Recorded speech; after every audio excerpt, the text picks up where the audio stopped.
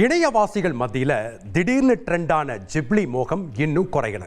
Gallery மொத்தத்தையும் Ghibli இமேஜா மாத்திட்டு வராங்க. ஆனா உண்மையிலேயே ஆல்பம் கிரியேட் பண்றது நீங்க இல்ல, வில்லாதி வில்லன் ஏஐ தான் போலீஸ் விடுத்திருக்கும் எச்சரிக்கை இது. ஜிப்லி டெக் உலகத்துல இதுவும் ஒரு ட்ரெண்ட் செட்டர்னே சொல்லலாம்.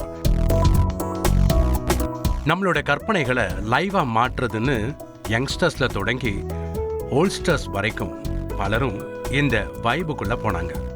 ஜிப்லியில போட்டோஸ் எடிட் பண்ணி அதை சோசியல் மீடியால ஷேர் பண்றதன் மூலமா நாங்களும் ட்ரெண்ட்ல இருக்கோம்னு ப்ரூவ் பண்ணாங்க.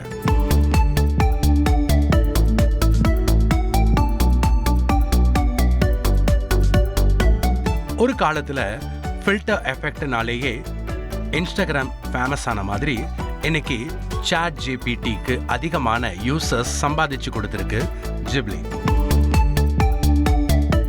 இது மாதிரியான ஏஐ எப்போல்லாம் ட்ரெண்டிங் ஆகுதோ அப்போல்லாம் கூடவே பஞ்சாயத்தும் எழுறது உண்டு. அப்படித்தான் ஜிப்லி ட்ரெண்டுக்கும் ஆர்டிஸ்ட்களிடமிருந்து கடும் எதிர்ப்பு கிளம்புச்சு. 1985 ஜப்பானை சேர்ந்த ஹயாவோ மியாசாகி என்பவரால உருவாக்கப்பட்டதுதான் ஸ்டூடியோ ஜிப்லி. கிட்டத்தட்ட 40 வருஷமா குழந்தைகளை கவரக்கூடிய வகையிலான அனிமேஷன் படங்களை இந்த நிறுவனம் தயாரிச்சுட்டு வராங்க. இந்த நிலையில தான் சமீபத்தில் ஓப்பன் ஏஐ சாட் ஜிபிடியோட 4.0 வெர்ஷன் அப்டேட் ஆச்சு. அதுல யூசர்ஸுக்கு இமேஜ் ஜெனரேஷன் ஃபீச்சர்ஸும் கொடுக்கப்பட்டிருந்தது.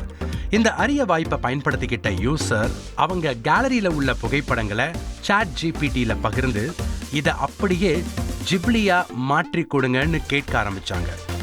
ஏஐயும் அலாவுதீன் படத்துல வர்ற பூதம் மாதிரி யூசர்ஸோட ரெக்வஸ்ட்டை அப்படியே நிறைவேற்றி மேஜிக் பண்ணியிருக்கு.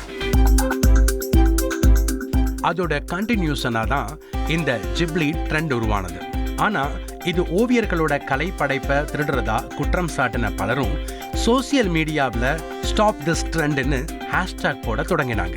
கிரியேட்டிவிட்டியை எந்த டெலிகிராம்ல டவுன்லோட் பண்றதுன்னு ஏஐ கிட்டையே கேட்கக்கூடிய நெட்டிசன்கள் எதற்கும் செவி சாய்க்காம அவங்க கிடக்குறாங்க இது நல்லா இருக்குன்னு தொடர்ந்து ஜிப்லி இமேஜை ஜென்ரேட் பண்ணிட்டு இருந்தாங்க. இந்த சூழல்ல தான் ஸ்டாப் திஸ் ட்ரெண்ட்னு அபிஷியலான ஒரு எச்சரிக்கையும் வந்திருக்கு. இந்த முறை எச்சரித்திருப்பது படைப்பாளிகள் இல்ல, நம்முடைய சைபர் கிரைம் போலீஸ். இந்த ஜிப்லி ட்ரெண்ட் மோசமான சைபர் குற்றங்கள் நிகழ நாமே லைசன்ஸ் கொடுப்பதற்கு சமம்னு எல்லாரையும் அலர்ட் பண்ணியிருக்காங்க. ஜிப்லி புகைப்படங்களை உருவாக்க நாம அதுக்கு கொடுக்கக்கூடிய ஒரிஜினல் புகைப்படங்கள் தான் ஏஐ நிறுவனங்களோட டேட்டாபேஸ். அதை வச்சு நம்மளை தற்காலிகமா சந்தோஷப்படுத்துற மாதிரி கார்ட்டூன் அல்லது அனிமேஷன் இமேஜ் கிரியேட் பண்ணி இதை வச்சுக்கோன்னு ஏஐ தந்தாலும் இதுக்கு பின்னணியில பல சட்டவிரோத செயல்களும் நடக்க வாய்ப்பு இருக்கிறதா சைபர் கிரைம் நிபுணர்கள் எச்சரிக்கிறாங்க. நம்மளோட டேட்டா மொத்தமும் ஏஐக்கு கிடைக்கிறதன் மூலமா அது நம்மளோட பிரைவேசிக்குள்ள ஸ்னீக் பண்றதாவும் நம்மளை கண்காணிக்கிறதாவும் தெரிவிக்கிறாங்க. ஒரு முறை ஏஐ கிட்ட நம்மளோட தரவுகளை கொடுத்துட்டா அதை எரேஸ் பண்றதுக்கு நம்மளோட சிட்டி ரோபோவால கூட முடியாதான். நம்மளோட புகைப்படங்களை வச்சு ஏஐனால போலி ஆதார் கார்டு, போலி பாஸ்போர்ட்னு எது வேணாலும் ஜென்ரேட் பண்ண முடியும். தீவிரவாத செயல்களில் ஈடுபடக்கூடியவங்களுக்கும் சைபர் கிரிமினல்ஸ்க்கும் இது பெரும் உதவியா இருக்கலாம்னு காவல்துறையினர் எச்சரிச்சிருக்காங்க. இந்த சூழல்ல சாட் ஜிபிடி ஆக்ஷன் ஃபிகர்ஸ் என்ற அடுத்த அப்டேட்டையும் சமீபத்தில் வெளியிட்டிருக்கு. இப்ப அந்த ட்ரெண்டுக்கு ஷிஃப்ட் ஆகி உள்ள நெட்டிசன்கள் தங்களோட அனிமேஷன் அவதாரத்தை வெளியிட்டு ட்ரெண்ட்ல இருக்கோம்னு விபரீதம் தெரியாம விளையாடிட்டு இருக்காங்க.